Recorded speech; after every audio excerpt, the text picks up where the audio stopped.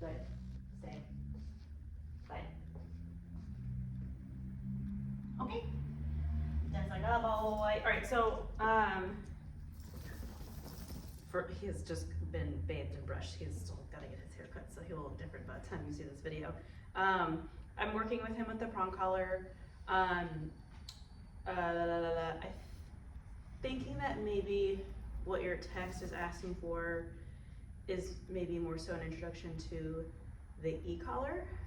The prong collar is not gonna help with anything off leash. So what my recommendation is going to be is to, Abdo, all the hairs is itchy right now. To do a lot of long line work.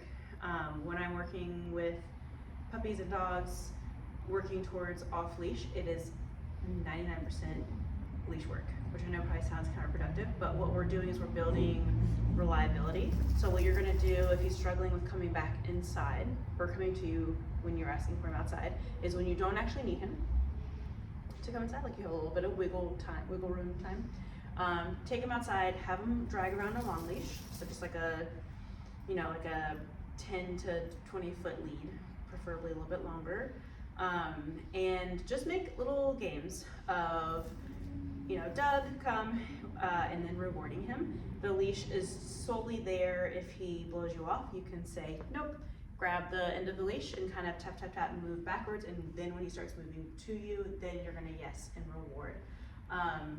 We wanna get him in the habit of essentially like finding value and coming to you when you call his name. I know a lot of people, myself included, it's pretty easy to just kind of, oh, it's time for you to go to the bathroom, go outside, and the next time they see us is when we're calling them inside, and they start to learn, like they can, if they just ignore us, they can have a longer time, doing things outside, doing dog stuff. So if we put a little bit of time of building a relationship out in the backyard where he uses the bathroom, super short and sweet, like 5, maybe 10 minutes tops, of he moves away from you, Doug, come, yes, little drizzle shake.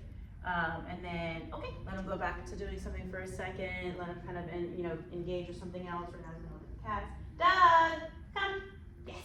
I do a lot of moving backwards. Sorry, but I didn't mean to step on the leash. And just making it fun and playful, a little tapping into a little bit of prey drive instead of just being stagnant and offering him food. We want to make him kind of chase after, Doug, come, yes. Yeah, double wings. Take a boy. A little bit of playing with him when he gets to you. Okay, and then leaving him alone again. Just so, I lost my train of thought.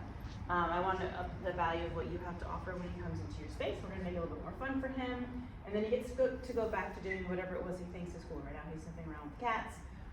So it kind of takes away that hidden agenda of when you come to me, fun time's over, right? Like we want him to find value in coming back to you.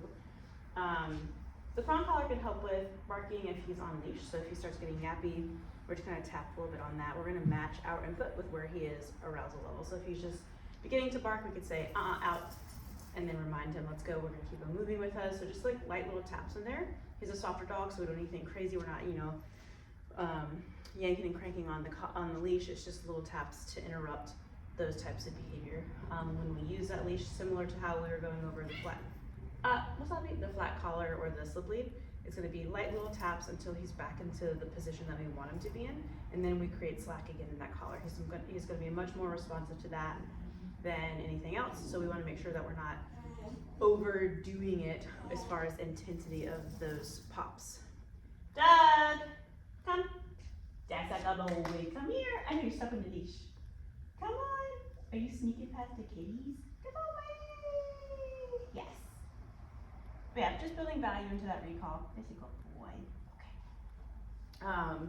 When you get really consistent with that and you build that relationship, it's just gonna, again, we're building reliability and him coming back to you. The leash, we're not necessarily utilizing that up front. It's just there's a backup if he doesn't listen, because obviously we want to build value, but we also want to take away the possibility of him not responding to what we're asking, right? So we want to have a higher success rate with those behaviors to eliminate him being like, I don't really need to, right? We want to have that consistency and that follow through. Doug, it's like we're not listening. Nope, I'm gonna close the wheelhouse, Dad. Dad's like a boy, come here. Yes. Good job, kid. Alright, cool. That's like a boy.